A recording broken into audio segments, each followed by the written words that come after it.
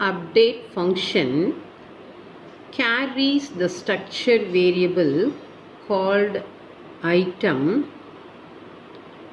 and this function updates the increment value in price and the increment that to be done in quantity. So the new price, the difference is 1, that the difference will be added with the old price, and the total number of quantity newly arrived will be added with the already existing one, and the new stock update will be done in item, and this total structure variable will be sent back to the original main program. Then main program calls another function called mul, which multiplies the total number of available quantity is 150 and cost of the soap is 11, and these two are multiplied and value of this product will be stored in value, and this value will be returned back to main. Then finally we get the updates of item RIN, which contains how much number of the particular quantity available in the store, and its cost and its price, selling price, and total value of the product will be known. Let us see the program now.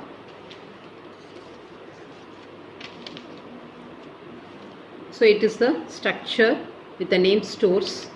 It contains name, price, quantity. These two are functions. One is function called update, another one function called mul. This function is going to return a structure related to stores, and this function mul is going to return a float value. Looking at the argument, this update contains 3 arguments. The first one is belonging to a structure variable of stores with the name product. Then P and Q are float. P is the price which is declared as float, and Q is the quantity declared as int. Multiplication of prices and quantity takes structure variable as its argument related to stores. So we have declared 2 functions. We have defined a structure called stores. Coming to main, I am declaring 3 variables: P, value, Q. P and value are float, Q is an integer.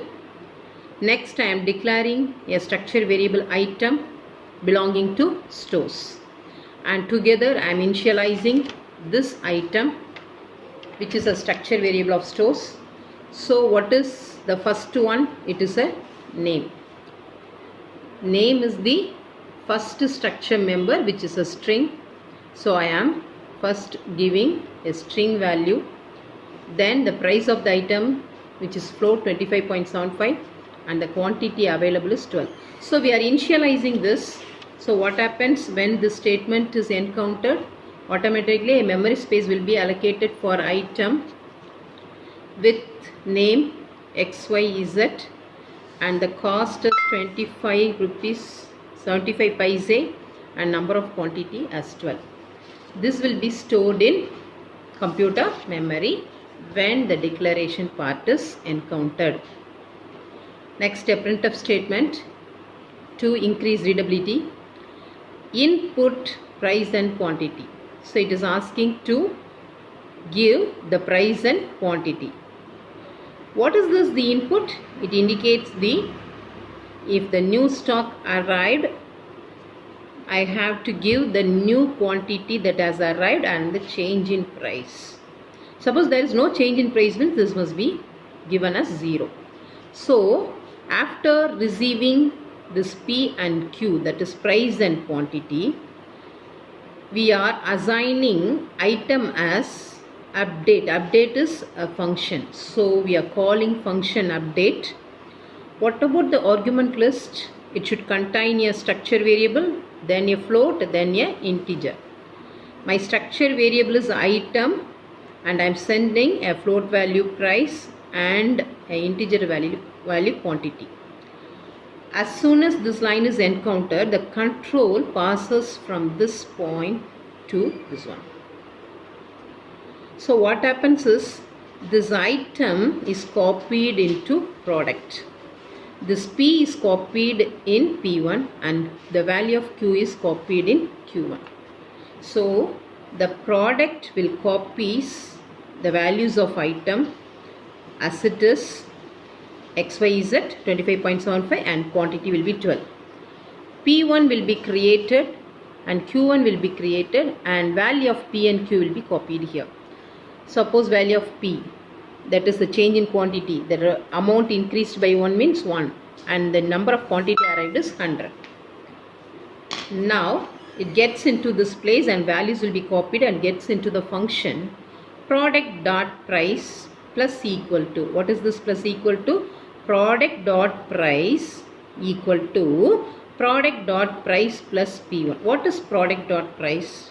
Product dot price is 25.75. That is added with 1, the incremented value. So the new cost becomes 26.75. Product dot quantity plus equal to, that means product dot quantity is equal to product dot quantity plus Q1. Product dot quantity is 12. 12 plus 100 becomes 112. So here it becomes 112. Here it becomes 26.75.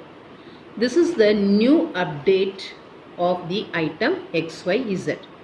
Now we have updated the price, we have updated the quantity, so I have to send back the structure variable product. So we are returning product, return product. So the control will be passed from this point to the point where it has been called.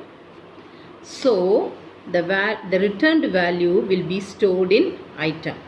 Now everything will be copied to item. So this becomes 112, this becomes 26.75. So the product will be sent back to main program, that is received by item. So the product as itself copied to item. Coming to the next, now we are printing updated values. Name, price, quantity. Name is a string, price is a float quantity and quantity is an integer value. So what is the structure variable? Name is item dot name, item dot name, item dot price, item dot quantity. Now I want to find the total value of the product. So I am assigning value as MUL of item. What I am doing, I am calling function MUL with the argument as item. Item is nothing but structure variable. Already we have declared mul as a function with the argument structure variable. So I am sending the structure variable item to the function MUL. So the control will be passed from this line to this point.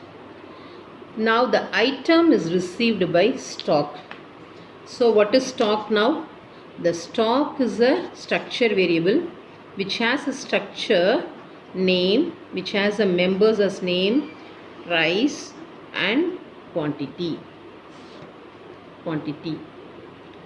Now this item is passed here, so stock carries the name XYZ 26.75 and 112. Now this stock holds, just have a copy of item. Directly I am returning the value. The value is product of price and quantity as I informed earlier. So let me multiply these two, that gives the whole value of the product XYZ. So it multiplies stock dot price star stock dot quantity and that value is returned back and that is received in value. Now let me print the value of the item, value. Now the program ends. So that's how we have calculated, we have updated the stock of a store and we have calculated the product value using functions with arguments as structures. With this, structures got over. We will see pointers in next video.